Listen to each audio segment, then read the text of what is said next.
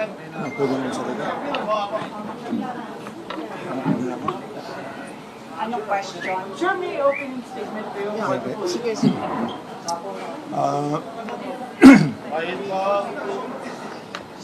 Ang mga kasama, kaya po kami nandito, kaya ako nandito, nag-file kami ng kaso against sa isang tao na ina-accuse kami, ina-accuse ako at ang mga kasama ko ng kung ano-ano, puro side lang niya, naririnig nyo. Ngayon, gusto ko lang at least maging transparent lang na andito na ako, gusto ko lumabas lahat ng katotohanan, tignan nyo na lang. Isang tao na nagsasalita against sa aming mga dissenting tao. Lahat ng ina-accuse niya rito, mga matitino tao, walang kriminal dito. Kaya lahat ng ina-accuse niya, pag-aralan niyo rin muna lahat ng binibintang niya. Lahat naman iniimbestigahan maigi naman ng ating kapulisan sa ng DOJ. Kaya lang, ang side namin, hindi nila naririnig. So, kaya kami nandito na nga ngayon, at least, yun lang, tignan natin kung saan pupunta. Sila na makakapagpaliwanag. Siguro, magkakaroon naman ng kaso. Magkakaroon ng tanungan sa husgado. Ang husgado na siguro ang makakapag-desisyon dyan. Kaya lang, inaano ka, masyado na kaming kawawa. Kaya kailangan na ako lumabas kasi kung ano-ano naman sinasabi sa amin. Tignan nyo lahat ang sinasabi niya. May politiko, may mga artista pa, kung ano-ano. Pero walang kriminal sa amin. Walang kriminal. So, yun lang masasabi ko lang. So, tungkol sa sinabi niya kahapon na nag-o-offer ako sa kanya ng 300 million na sinusuhulan ko siya. Gusto ko marinig si Atty. Carol Cruz, siya ang gumawa ng ano na yun, siya magpaliwanag kung paano nangyari yan. Yung sinasabi nila na yung letter niya na decantation niya, tatawag niya po ano niya. So, yun lang, please lang pakiusap ko lang. Lahat ng taong sinasabi niya, ini-involve sa amin dito, tingnan niyo ang pagkatao namin. Kaparo sinasabi niya sila, Engineer Celso Salazar. Engineer yan, hindi naman kriminal yan, paano naman sasabihin na gano'n? Ako, i-involve nila ako, gaming lang ako. Saka sinasabi nga, lover boy daw ako. Hanggang doon lang ako, wala na yun. So anyway, andito si Atty. Carol Cruz. Importante, marinig nyo kung ano yung sinasabi niya kasi nung wali nga kahapon. May 4 na points na akong gusto i-share. Kasi yung sinasabi nga na yung 300 million na babayaran daw siya to recount kung ano man yung binigay niya, no? Yung na mga statements. Actually, yung 300 million po yan, totoo po yan na merong ganong amount na sinasabi niya. Kasi ako po, mismo, ang sinabihan ng certain common friend namin na si Mr. Alan Bantilis na tinatawag namin na Brown. In fact, parang coincidentally, kaya ako napunta sa dito picture, nagkita kami sa EDSA Shangri-La in June 12. Mga bandang hapon, mga 3 o'clock, nakita ko siyang the other side. Siyempre kinamusta because kilala ko naman itong silang lahat. Pati si Jolie Patidungan, eto si Brown, kasi binabanggit ko. Tsaka sa lahat sila because I'm also handling the Pitmaster Foundation. Ako yung Executive Director, nakukonsulta ko sila, no? So, yung 300 million talaga, binanggit niya sa akin. In fact, tinanong niya ako kung kumusta daw yung boss. Sabi ko, wala namang nasasabi. Sabi niya sa akin na galit na galit daw sa kanya, pinagmumura siya. Talagang pinagmumura, galit na. Sabi ko, ano naman, bakit? Kasi na-mention nga daw niya yung 300, bayaran na lang daw si Dondon para makaalis na sa paalis, makalayo, kung ano may yung statements niya sa ano, magtago na, kasama ang pamilya. So number 2, dahil sa nagpaalam ako sa kanya kung pwede ko bang i-relay, sabi niya man, sabihin daw para makonvince ko siya na magbigay na lang ng 300. Kung may discount man, bahala na silang mag-usap. Kung 30 million, bahala sila. Para wala silang dalawa na mag-uusap. Subject to their mutual terms. Number 2, dahil dyan, I was requested by Mr. Brown to draft the affidavit of recantation, which I did. And pinadala ko sa kanya on June 21, nagkita kami sa Soler. Tapos after that, we have a short conversation, of course, kasi kilala ko naman sila, hi, hello, etc., kung kumusta to. And then, bumalik siyang tumawag na I also consulted, of course, si Mr. Kasi he's my chairman sa Beatmaster Foundation. Ang dami namang natulungan nito, no? Then, sabi niya, bahala ka, ikaw naman yung abogado. Alam mo naman ang gagawin mo. Which I handed to Mr. Brown on June 21. And then there was an amendment of the affidavit. Ni-request din nila na ayusin. Then I also handed the same day, at about 9 o'clock, nakita kami sa Petron Katipunan, so yung sa Mila Vista. Yun. Then number 3, during my course of conversation, that's number 3, nagtanong ako, after this 300 million, etc., after signing, ano ang gagawin? Sabi, may plano silang umalis, kasama ang pamilya. Iba, mahirap kasi kapapanganak lang nung asawa ni Dondon yung Julie Patitungan. Sabi naman, bumubuka na daw nga yung mata, kaya pwede nang kunan ng passport. Besides, meron naman silang visa sa US, Schengen visa, which he assisted the family. And number 4, I said, why I came to the picture, kasi nga coincidentally, nagkita kami sa Shangri-La. And matters were relayed to me, discussed to me, and all other things, I designed all the plans, and I asked permission, and they told me to negotiate with him and relay the same. Yan na. Question. Mr. Manny Philippine Star, sa tingin nyo ano yung dahilan ni Julia at ni Dondon at ikaw ang tinuturong master? Ano ba nangyari? May away ba kayo or what? Well, ang ano talaga nito, ang punot dulo talaga nito, pera. Lahat ng grupo namin tinatawagan nila eh. Kapareho kagabi lang to, may tumawag sa isang kasama namin na sa group namin. Meron kami si group A, group B. Tapos gano'n eh. Tinawagan daw siya kagabi ni Brown na naman. Ang sabi sa akin, mga 11:10, tulog na ako, tinawagan ako. Ng isang partner namin. Sabi gano'n, tulungan daw si Dondon kasi tatakas na. Bigyan na lang daw ng pera. Yun ang sinabi niya kagabi.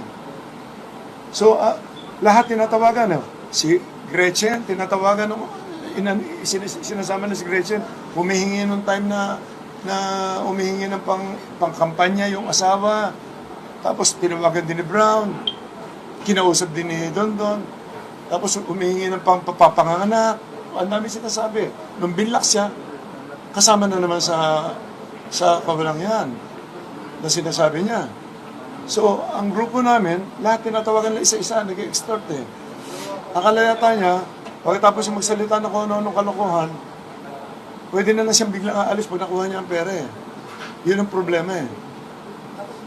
What is your message dun sa mga families ng missing Saboneros na apparently galit na sa inyo kasi kayo yung tinuturong master? Anong message nyo sa kanila? Malalaman nyo rin na totoo. Siguro sa pag-iimbista niya, may lalabas na totoo dyan. Wala kami kinalaman lahat dyan. Kapareho, uulitin ko, sinasabi ko, lahat ng grupo namin, mga disenteng tao yan. Ang hiling lang namin, sabong lang. Ngayon, kailangan lang namin proteksyonan na sarili namin yun talaga. Kaya wala na akong kailangan ng ano eh. Ngayon, hindi ko na kailangan paliwanag kung ano, hindi namin alam kung ano nangyari talaga dyan eh. Kaya lang, siyempre, masyado na kami bugbog. Kailangan na kami lumabas. Kailangan kami lumaban eh.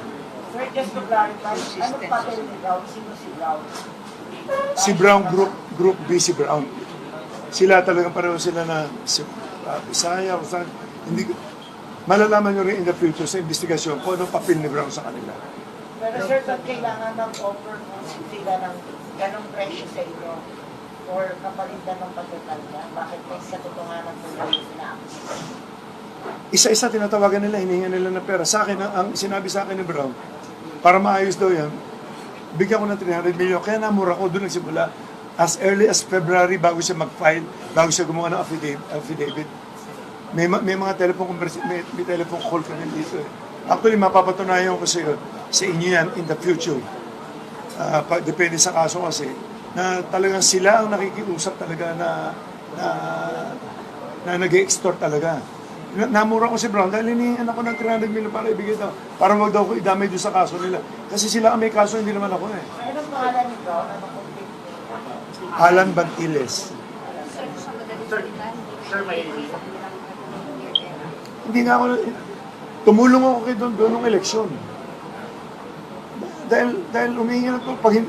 Pag hindi mo tinulungan, ang dami sinasabi na kung ano-ano eh. Ngayon, nire-record niya, ewan ko, nire-record na nila ako. Usapan namin. Pag hindi mo sinabayan yung pagsasalita nila, nambablock mo yun. So, kailangan sabayan mo na kung ano yung sinasabi niya. Bakit, sir, hindi niyo ninyo ipina-entrap yung kanilang mga expulsion activities? Bakit hindi niyo ipina-entrap yung kanilang mga extortion activities?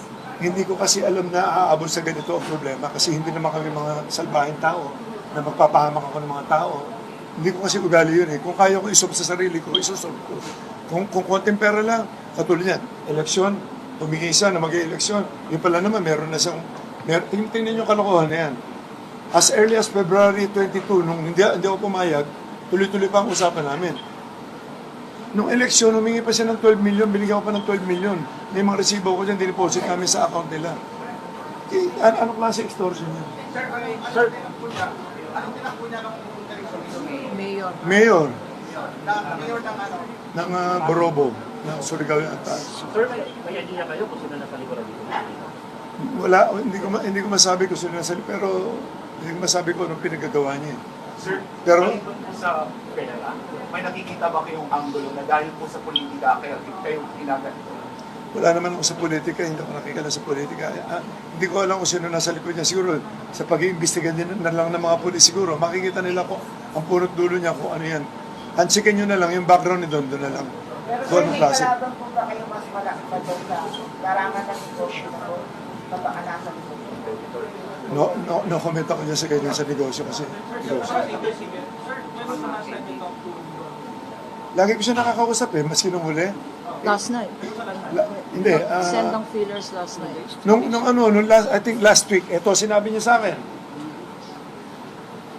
Tumawag si Brown, pagtawag ni Brown, sinabi niya, boss, gusto ko yung makausap ni Don kasi aalis na raw. Mag-usap na lang kayo para makaalis siya kasi may inaayos na lang yung visa, no? Yung visa yata nung anak niya, yung bata. Tapos, ang sabi niya sa akin, sabi niya, boss, magandang hapon po. Sabi nun. Namumupo naman siya. Sabi niya,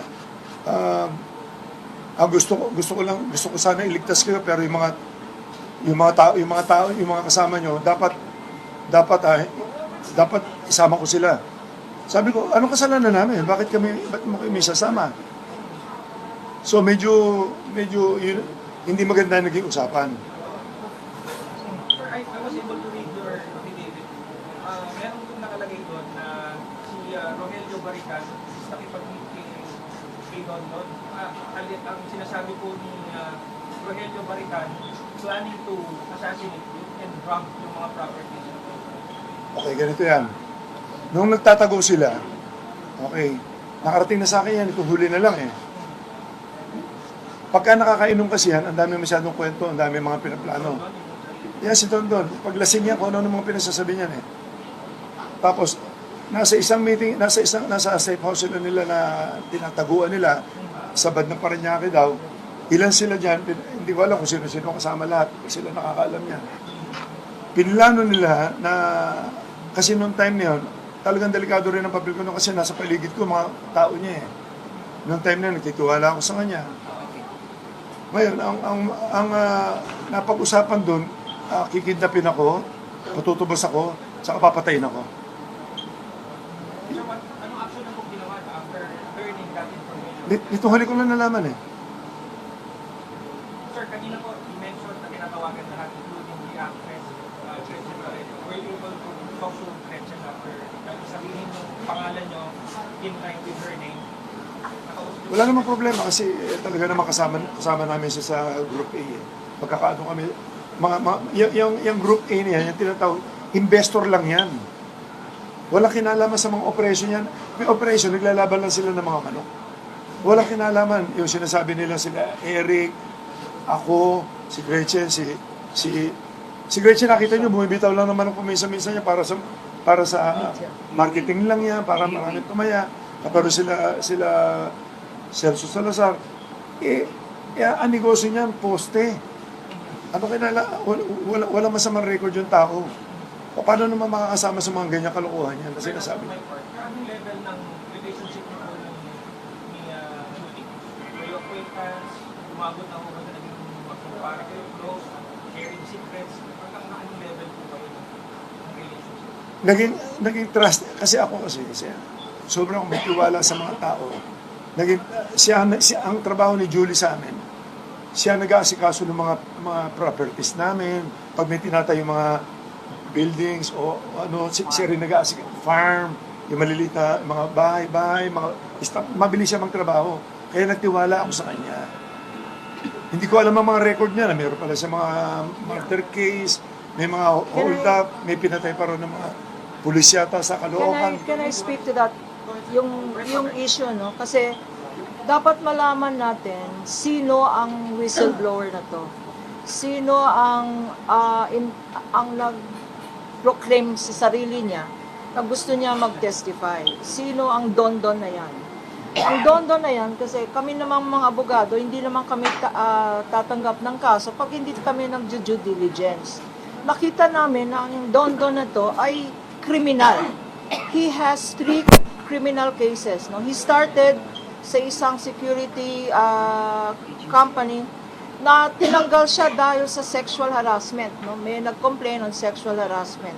Tapos nakita pa namin sa due diligence namin na noong January 2020, merong nag-file ng information for frustrated murder. Ito, against yung whistleblower na yan, sa RTC Morong Rizal. Isang kaso yun, no? Frustrated murder. Meron pa siyang charge for murder and multiple frustrated murder in Taytay Rizal, final noong March 2019. Nakita rin namin na noong July 2019, ang Metrobank mismo, Metropolitan Bank and Trust Company mismo, ang nag-file ng isang kaso for robbery.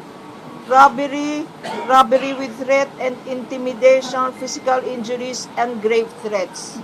So, tignan natin, credible ba itong whistleblower na to? Kanya, nandito si Atong Ang, na rini-represent po namin para tulungan. Ang objective po natin ay tulungan natin na na lumabas ang katotohanan, because ngayon ang lead lang ng Secretary of Justice at ng police authorities ay isang statement na hindi naman totoo.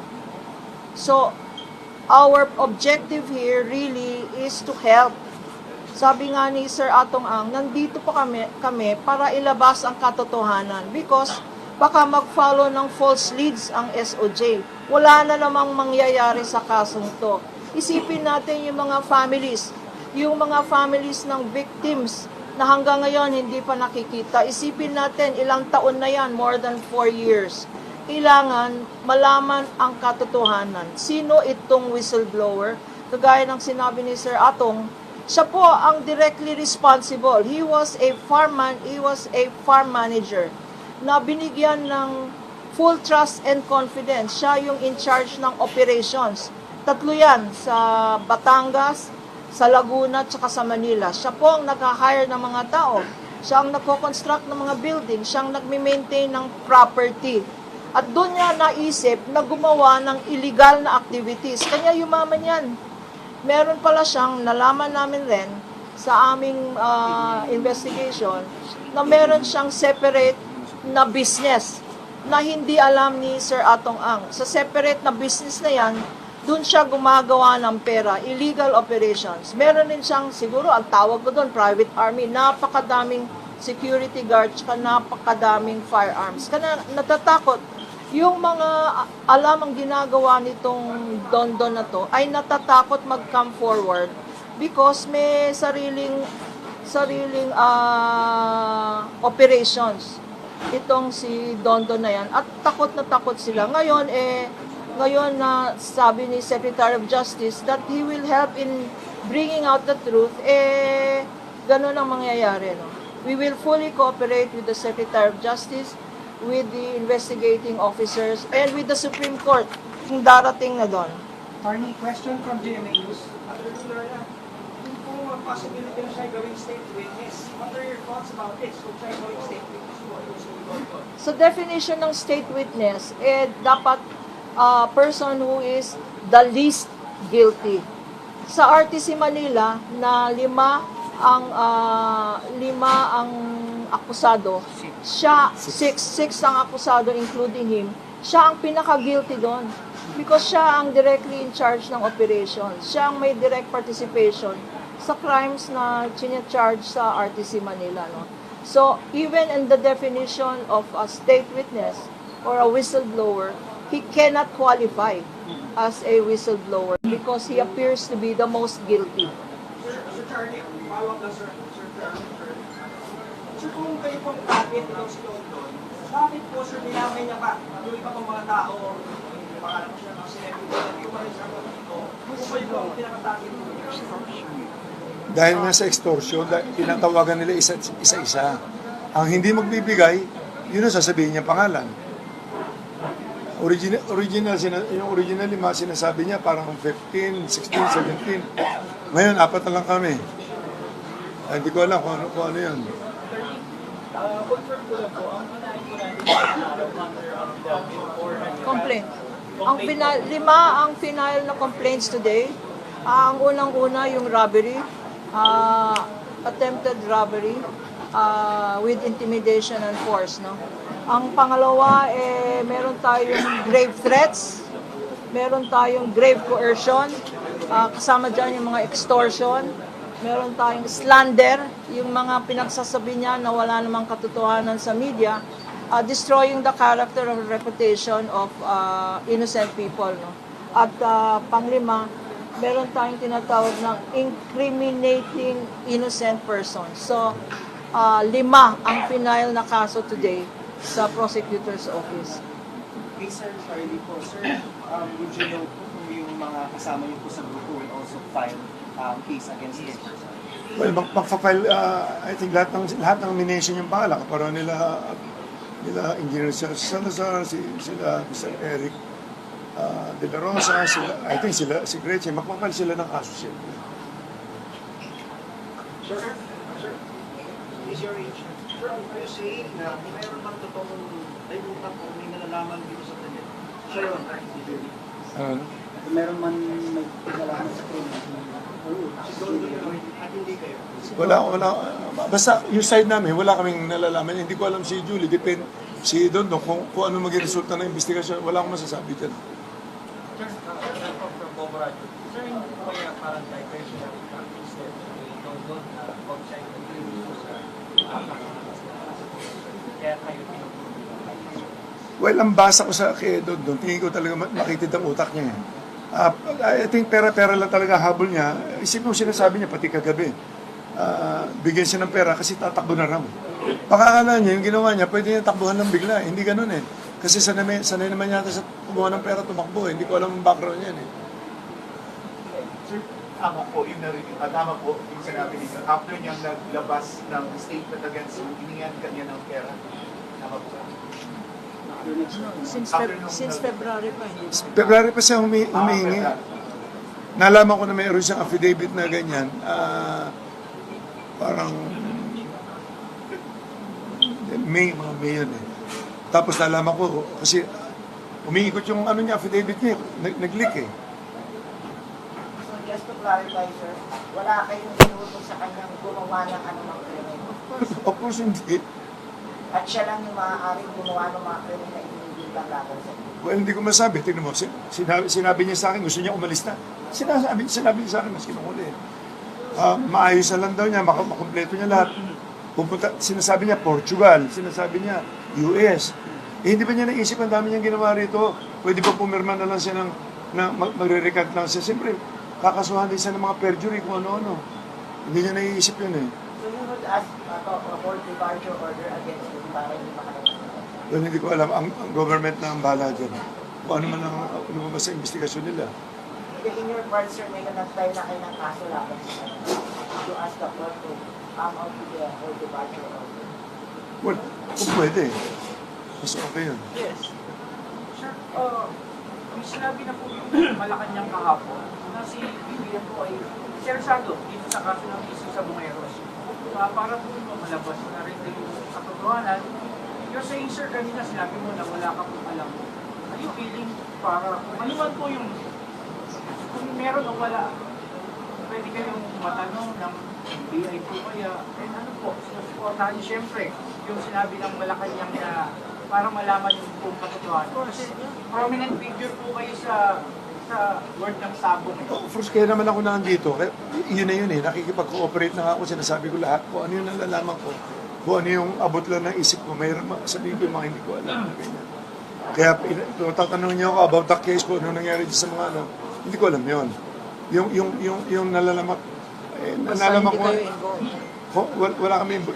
So, sabihin ko, tama naman yung sinabi ni ating presidente na kailangan malaman ng katotohanan. Kaya lumabas na ako kasi kung lagi pakikinggan siya, baka lahat kami guilty na. So, i-repeat ko lang na the reason na nandito kami and the reason we filed the case is because number one, for the truth to come out. Number two, to affirm that Atong Ang and the members of this the investors group are willing to cooperate with government that includes the President, that includes the Supreme Court, and that includes the Secretary of Justice and all the personnel, to come out with the truth. We are on the side of justice here. We are on the side of the families who lost their loved ones, who up to now do not know kung saan ang kanilang mga kapamilya, kamag-anak. So sana sa mabibigay namin ng ebidensya sa complaint na to, because meron mga affidavits dito, sana mabasa rin ng gobyerno, and we will furnish them a copy so that sundan nila yung mga leads. Hindi lang isang lead lang na false pa and misleading. Huwag silang maniwala sa hearsay evidence na isang whistleblower na alam natin, based on personal knowledge, na siya ang nag-i-store. Kasi ang pera-pera lang to, at sinabi niya na gusto na niyang umalis ng country, Ang pag inosente ka na tao, gusto mong harapin ang kaso para maklear ang pangalan mo. Yung mga feeling guilty lang, sila ang gustong tumakbo. Sila ang gustong mag-disappear. So, tignan natin ang mangyayari sa investigation. Pero dito sa kaso, we are very confident that there is strong evidence for the 5 cases that we have filed on behalf of Atong Ang. Question, Manila Times, sir, that's the pagingit ko lang. Ano masabi niya naman about breaching allegations on Sunshine? Because although tinanggi na ni Sunshine yung allegations kayo, breaching allegations, ano po masasabi? Wala naman siya kinalaman sa kaso, babayaan na lang natin. Okay. Sir, just to clarify, may lumapit po ba sa inyo isa sa kapamilya yung baka na sinasabing namatay yung kanilang kamag-anak? Para hindi lang taklolo sa inyong decision. Wala. Sir GMA Public Affairs, ano po ang gagawin niyo sakaling humiling po yung mga kaanak ng mga nawawalan sa buhay? Well, yung nga lang, kaya naman nandito na ako para matulungan na rin. Pero kailangan niya ata akong bumalik doon, may pipirmahan kami ulit. So, nasabi na namin lahat. Marami sa, lalo na sa Channel 7, kapareho kahapon, nakikiusap lang ako sa media. Gawin yung fair lang, katulad na hindi naman niya narinig ang side namin. Kahapon lang, isipin nyo, biglang inilabas na niya na sinusuhulan ko siya doon. Dapat tinanong muna niya, binabalanse bago siya maglabas. Di ba? Yun ang parang one-sided eh. Dapat, pag may mga ganong media, di ba? Kung ako tatanungin sa media, may nag-accuse, dapat yung ina-accuse, tatanungin muna bago maglabas, both sides ilabas. Katulad niya. Late ako nagsalita ngayon. I'm sure hindi ako i-cover ng Channel 7 siguro ngayon. Diyan po marami sila.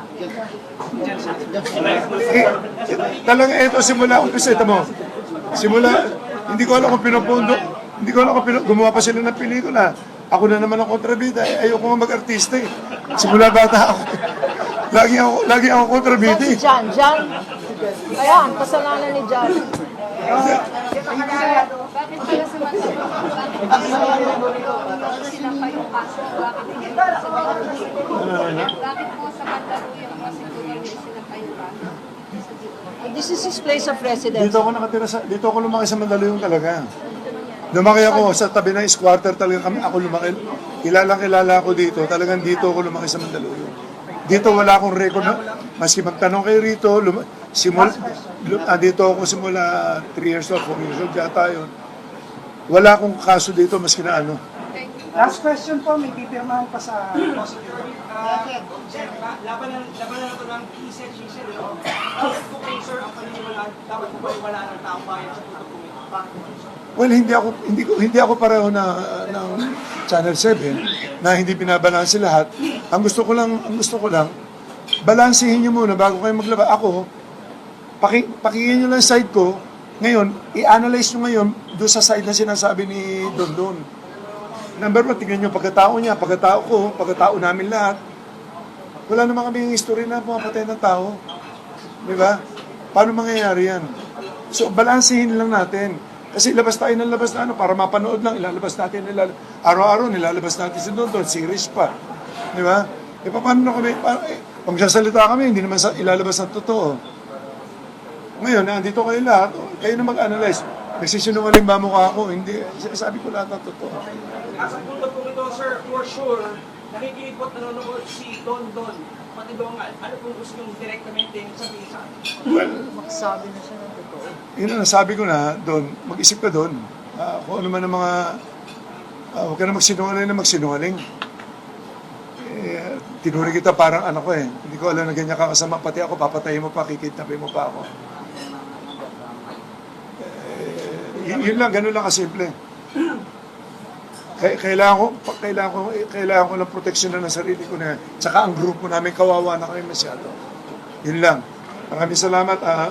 Thank you. Maraming salamat. May snack mo, may pagkain tayo dyan. Kain lang kayo lahat dyan, ha? Tapos bayaran nyo na. Okay na bayaran nyo.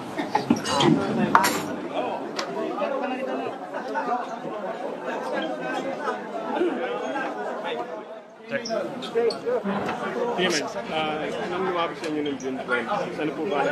June 12, Independence Day, kaya alam na alam ko eh. Coincidentally, I met Mr. Brown doon sa EDSA Shangri-La lobby. So, syempre, I know them naman eh. I know him personally 10 years back. So, normal naman na we catch up with each other. Then, na-mention nga niya kung kumusta daw boss niya. So, okay naman. So, galit. Doon na niya sinabi na galit sa kanya, minumura siya, talagang galit na galit ko. Bakit? Ano ba ang problema? Eh, dahil nga daw sa yung amount na sinabi niya na meron daw ginawang affidavit si Don at babayaran ng 300 million in exchange. Ako naman, I said jokingly, wala namang tiwala sa jokingly, sabi, hindi, sila na mag-usap, pwede ng discount. Anyway, diretso naman si Don sa kanya. Well, pwede 30 million or what, bahala na sila mag-usap. Then, doon ko nalaman na confirming that there was really an affidavit pala sometime in February 2021. Sir, ma'am, saan ba nagsimula lahat ng ito? Bakit naabot na kailangang magkaroon ng negosasyon? Hindi ko alam kasi coincidentally, ginawa na nila akong in between. From June 12 lang yung So yung participation. nilalabas na affidavit ni Patidongan, ikaw may gawa nun? Yung affidavit, ina-admit ko naman kasi sinabihan naman nila ako. So hindi naman siguro sila magpapagawa kung walang mga approval. In fact, hawak na nga niya kagabi. Na yun eh. Yun ikaw ang may gawa Oo. nun? Opo. Hindi Kasi- siya atong ang nagbigay nun? Ay, hindi. Siya. Akong gumawa. For the price of... Ay, hindi. Yun na nga, recantation niya. Na sila na bahala mag-usap. Pero initially, yun ang alam ko, 300 million. Pero ito ba sinadya lumabas muna sa media para makahingi ng 300 million? I don't know about what's up. Basta I was there and I admit that I prepared as a lawyer. Kasi I know them naman. I trust. I know both parties. Been with them for a long time. And of course, Siyempre, I'm the one handling the foundation of the Sabongeros, di ba? I know, you know about the Beatmaster Foundation. And definitely, alam ko naman na they're all friends. They know each other. Attorney, before maglabas ng expose itong si alias Totoy, may idea na po ba kayo na Actually, walang idea kasi nagkataon lang na I was there and they know me. Maybe they trust me. Kumbaga, I was there, they trust me, catching up, hi, hello, then nabanggit na. so, may pagbablackmail ba ang sa tingin nyo? Oh, syempre naman, pag ganyan, ano bang ano dyan? Kasi hawak na nila, tsaka we met twice, sa Soler, sa Petron Katipunan. What is that for? Eh, syempre, alam ka naman, good time nila ako. Di ba? It's not for a good time kasi I'm a very serious person, you know, kilala din naman ako. Okay.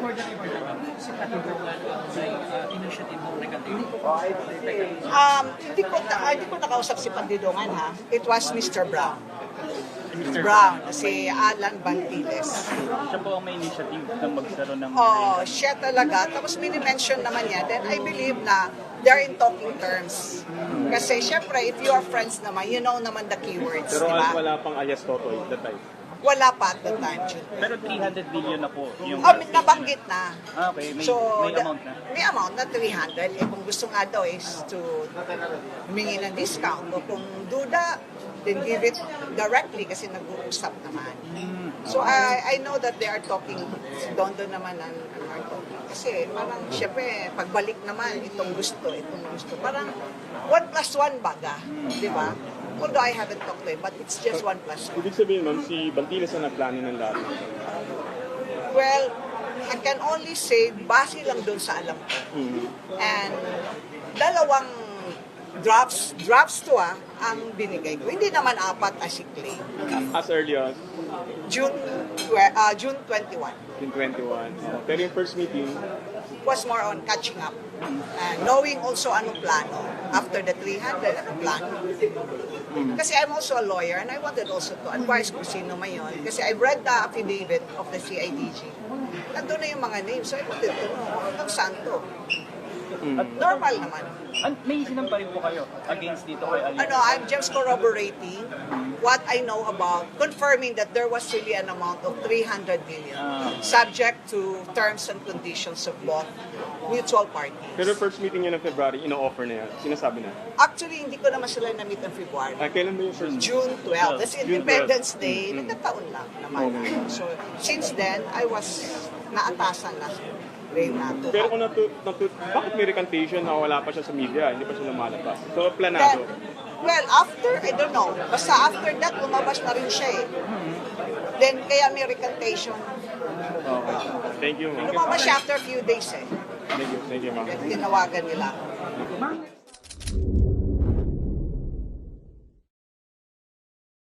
Handa raw na patunayan ng whistleblower na si Julie Patidongan alias Totoy ang pagiging mastermind ni Atong Ang sa kaso ng mga nawawalang sabongero. Para kunin mismo ang kanyang panig, makakausap natin si Julie Patidongan alias Totoy. Magandang tanghali sa iyo. Magandang tanghali, Sir Rel. Hingin ho muna namin ang inyong reaksyon sa 5 kasong inihain ng negosyanteng si Atong Ang labang sa inyo ngayong araw. Gusto ko lang malaman kung ano yung kinaso niya. Yung katulad, may isang binanggit niya na extortion daw. Sa katunayan, 4 days ago, yung si Atty. Carol, nakasama niya, nagpadala ng sulat niya na recantation para pirmahan ko kapalit ng 500 million halaga. Ngayon, binaliktad niya dahil hindi ko tinanggap, dahil hindi kaya ng konsensya ko at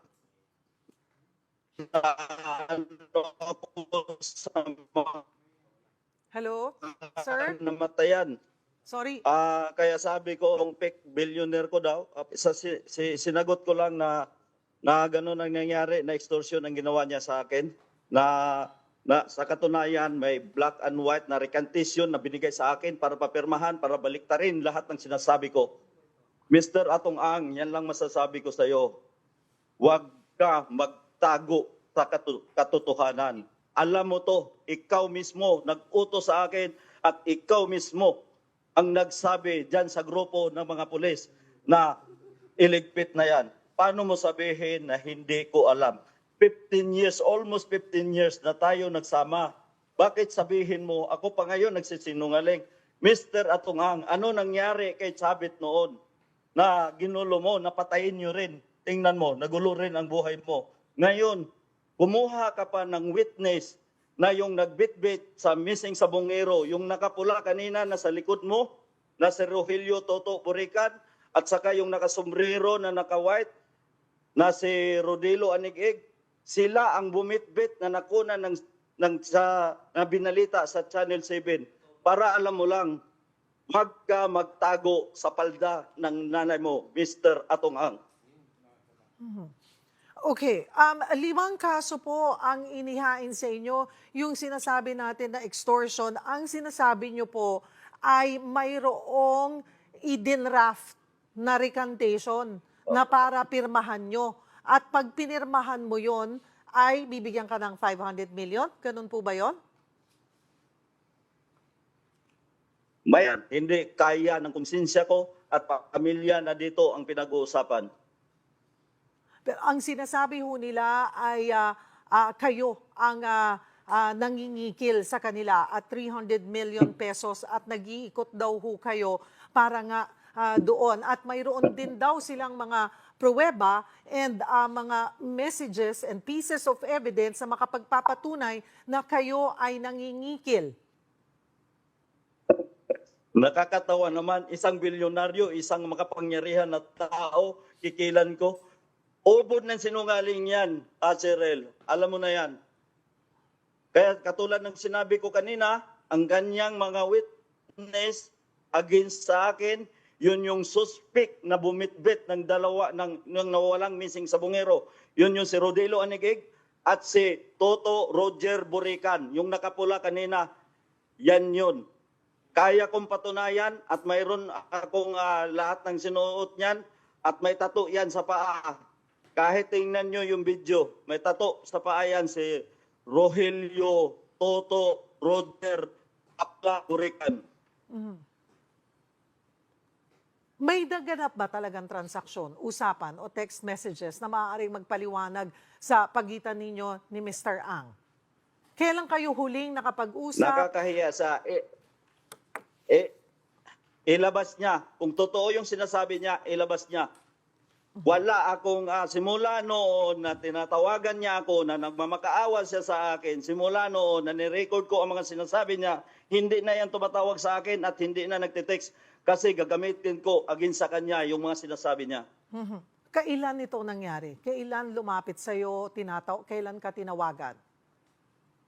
A day before, nung nalaman niya na mayroon akong nireport sa DOJ, nalaman niya, nakiusap niya sa akin na doon, mahal na kita bilang anak na kita. Sunduin kita sa airport, ako na mismo magsundo sa iyo, ayusin natin to. Kailan ito? Kailan ito, Don?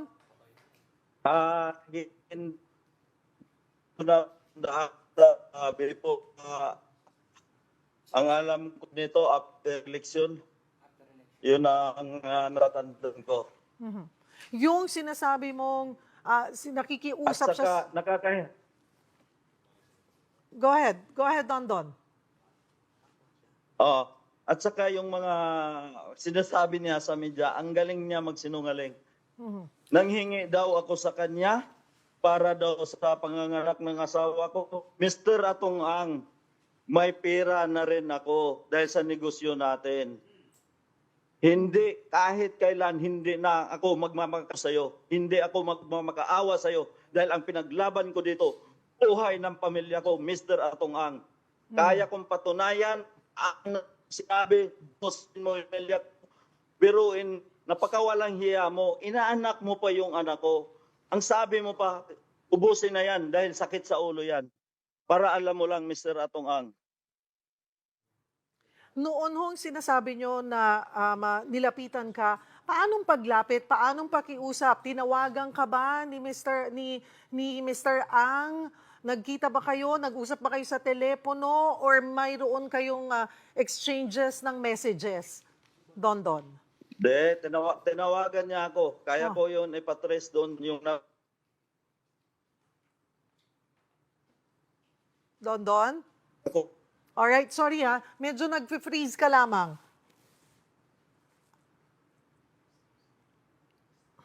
Don? Alright, nagkaroon lamang po tayo ng problema sa ating linya ng komunikasyon. Muli nating tatawagan, susubukan tawagan si Don Patidongan. Alright. Ay, Don? Yes, go ahead, Cyril. Ayan, okay. Naputol ka lamang doon eh. Yung sinasabi mong siya ang lumapit, siya ang nakiusap sa'yo after the elections at sinabi pa sa'yong itinuring ka na niyang parang anak. Kailan ito nangyari? Sa pamamagitan ng paano kayo nakapag-usap tungkol dito? Tinawagan niya ako sa telepono. Sabi niya, hindi pa huli ang lahat, mag-usap tayo, parang anak na kita. Yun ang sabi niya sa akin. Ano ang sagot mo sa kanya? Ang sinagot ko sa kanya, pag-isipan ko na lang muna yan. Ang gusto ko, manahimik, sabi ko sa kanya, dito lang ako sa probinsya, yun lang. Ngayon, hinahamon niya ako na puro kasinungalingan ang sinasabi ko. Mr. Atong Ang, wala akong kakayahan para patayin ko yung 100 sabungero, nawawalang sabungero. Dahil isa kang siguro, sugo. Sa totoo lang, Cyril, hindi lang ito. Mayroon pa siyang kaibigan na pinapapatay niya. Diyan sa EDSA, kung maalala nyo, yung si Mr. Yolo, siya ang mastermind nun. Kasabwat niya, yung kapatid niya, at yung dating CIDJ na si Eddie Boy Villanueva. Mayroon akong katibayan at ang yung gunman nakakulong doon sa Mindanao at yung driver nandyan sa kanya. Ang pangalan si Julius Gumulon. Sana wag niya patayin yan. Yun mismo ang driver ng gunman. Para alam nyo lang. Okay. Don, balikan ko lamang. 100 sabungero na ang sinasabi mo na pinapatay. 108. At saka may latest na pinatay nila yung sa nagnakaw ng manok dyan sa Lipa. Alam nun, pati yung hepe, sabi nga nung hepe, kasi kaklase yan nung polis na pumatay. Kaklase yan, sinabihan, bakit hindi nyo nilinis ang ang katwiran niya sa akin, tinawagan ko siya. Akala ko ba, boss, tumigil ka na sa patayan. Sabi niya sa akin, hindi ko alam yan. Ngayon, yung pangalawa na nagnakaw din doon sa Siniluan, kahit imbestigahan nyo sa police station. Isa ang nakuha nila, napatay nila yon na itapon din sa talik, pero mayroong isang nakatakas. Alam ng buong Siniluan yan na mayroon siyang pinadukot at mayroon nakatakas. Okay. Don, balikan ko lamang yung talagang kinakaharap mo ngayon, kasi ito ay salita mo laban sa salita rin sa kwento ni Ginoong Atong Ang. Balikan ko yung mga kasong kakaharapin mo. Sabi mo nga yung sa extortion, you're saying na hindi ka nag-extort bagkus sila ang nag-offer sa'yo. Yes, mayroon ako kahit forward ko. Pagkatapos nito, bigyan ko kayo ng kopya. Hindi ko pinirmahan yan, pinipilit niya ako, nabayaran niya ako, gawin niyang 500 million, sinabi niyang 300 million. Ngayon, hindi kaya ng konsensya ko. At buhay na ng pamilya ko ang nakataya dito. Sa tingin niya, kaya niya ba akong lukuhin? Kaya nanawagan ako sa ating PNP chief na si General Torre at sa kay DOJ Remulla at sa mahal kong nating Pangulo. Ito na ang pagkakataon, mahal na Pangulo. Tulungan niyo naman ako sa sitwasyon na ganito at alam ko, hindi basta-bastang tao itong kaharap ko ngayon. Puro kasinungalingan lahat ng mga sinasabi niya. Kaya sabi ko nga kahapon, nung nag-interview, mayroon siyang ipapile ngayon, parang kinasuhan niya yung sarili niya. Pero doon sa paano nakarating, paano nyo napag-usapan yung sinasabi mong in-offer sa'yo na 500 million pesos? mayroong isang tao na inuutusan niya, yung si Attorney Carol na nandyan, na kasama niya kanina sa pag-interview. Mhm. Yan ang inuutusan niya para sa kalaman na, ano ho? Inuutusan niya para mag-recant ka? Yes, may kopya sa akin. 2 beses ako pinadalhan, nilalaro ko sila. Nung una sabi ko, hindi ako papayag. Pangalawa, binago niya. Kaya itong sinasabi ko, 2 kopya ang nasa akin. Ngayon, hindi ako nagsisinungaling. Alam ng Panginoon yan na ginawa niya sa akin yan. Ang gusto niya, katulad ng sinabi niya kanina, binaliktad niya pa, ang gusto niya, tanggapin ko na yung offer niya at lumayas na daw ako. Punta na lang daw ako sa ibang bansa at ayusin ni Attorney Carol. Yan si Attorney Carol, kasabwat yan sa patayan. Mhm. Alam ng lahat yan. Sino si Alan Bantilles o Mr. Brown? Si Alan Bantiles, yan yung isa na tumulong sa akin nung abroad. Pinalayas ako niya ni Mr. Atong-ang. Mayroon akong fake passport na kinuhaan niya ako. Hawak-hawak ko ngayon. Kami, si Alan, si Mr. Brown, yung inutusan niya na tumama sa akin sa Singapore. Ngayon, ginamit niyang tulay para makarating sa akin lahat ng gusto niya pangyayari. Kaya ngayon, mag-usap rin kami ni Mr. Brown na ganun ang ginagawa niya. Nakakahiya yung ginawa niya. So nakakausap or nakikita mo pa ba itong si Mr. Brown? Yes. Sa totoo, Cheryl, yan si Mr. Brown at saka si Mr. Atong-ang, magkakumpare kami niyan. Ninong yan ng anak ko. Mhm. Ano ang susunod mong aksyon ngayon ngang 5 kaso ang isinampa sa'yo ng kampo ni Atong-ang? Nandiyan ang kabilang ang extortion, attempted robbery at homicide. Cheryl, kaya kong sagutin yan. Katulad ng sinabi ko, yung ginamit niyang mga witness, yan yung suspect na bumitbit sa nawalang sa bungero. Yung dalawa niyan, alam ko yan ang ginamit niyang witness. Si Rogelio, Toto, Roger, Urican, Bakla. At saka si Rodilo Anig-ig. Yung nakasombrero na pula, yan yun. Kahit tingnan nyo sa video, pag-aralan nyo, at kaya ko ituro, yung sa video ng Channel 7 na pinalabas noon, may tato sa kanang paa yan. Left or right na tato. Basta nakita na may tato yan. Yung time ng kalakasan ng kainitan ng na ako ang pinagbintangan na ako daw ang nagbitbit. Paano mo, sabi mo nga ay kaya mong patunayan, paano mo mapapatunayan ang involvement lahat nila? Cheryl, katulad ng sinabi ko, almost 15 years na mahigit ako sa kanya. Lahat ng sikreto niya alam ko dahil pinagtiwala niya lahat sa akin. Hindi ko magawa lahat ng sinasabi niya kung wala siyang utos. Isang ordinaryo lang akong tao, hindi ako katulad niya na kaya niyang pabagsikin ang gobyerno.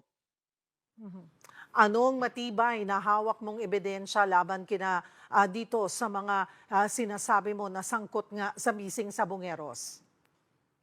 Dahil ako ang isa sa farm manager, lahat niyan. May video pa nga yan doon kay yung nawala sa Pablo, si John Lasco. May video pa ako dyan na hawak-hawak ko. Nung una nga, sayang yung mga cellphone ko na pinasunog niya. Nandun lahat yung mga tao kung paano katayin ng mga pulis. At lahat tinatawag niya sa akin, inuutos mismo niya sa akin. At ako mismo ang inabutan niya ng pira pagkatapos ng operasyon. Inaabot niya para gantimpala doon sa mga pulis na pumatay ng mga nawawalang sa Bungero.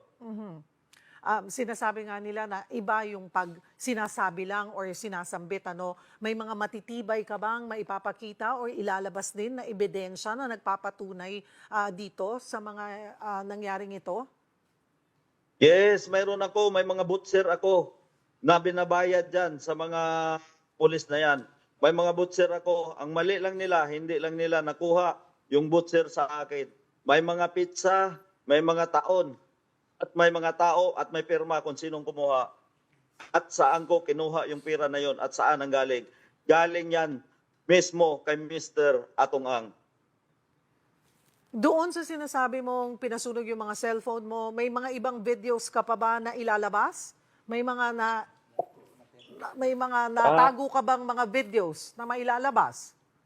Isa lang ang video na naitago ko, yung USB na sinabi niya sa akin, sunugin para walang ebidensya. Yun ang pinanghawakan ko ngayon. At nasa iyo pa rin or na-submit mo na? Na may duplicate ako. Na-submit ko na yung isang duplicate, isang USB. Sa DOJ? Yes, Cheryl. Binanggit nyo rin ho ang pangalan ni Gretchen Barreto na may alam sa nangyari? Ano ba yung basihan nyo rito? Bakit siya nadadawit ang kanyang pangalan? Bakit nyo idinadawit ang kanyang pangalan? Cheryl, ayan si Gretchen Barreto, Alpha yan, membro yan ng Alpha. Pangalawa, katabi yan mismo niya matulog. Imposible, wala siyang alam. Kaya ako nanawagan kay Ma'am Gretchen. Kumare ko naman din yan. Madam Gretchen, parang awa mo na rin sa sarili mo. Kung gusto mo, tumistigo ka na rin. Para mapatunayan natin, total, lagi ka nagsisimba, lagi ka nagdadasal, maawa ka naman sa pamilyang nawawala ng pamilyang nawawala. Klaruhin lamang natin, Don. Ang sinasabi mo ay may alam siya, pero wala ka nakita na direct involvement niya dito sa mga nawawalang sabongero. Cheryl, sa totoo lang, yung video na pinakita ko niyang sa Sampa.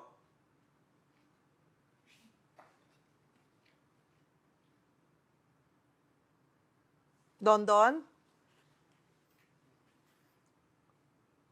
Alright, medyo mobile ho kasi itong si Don Patidongan. Don?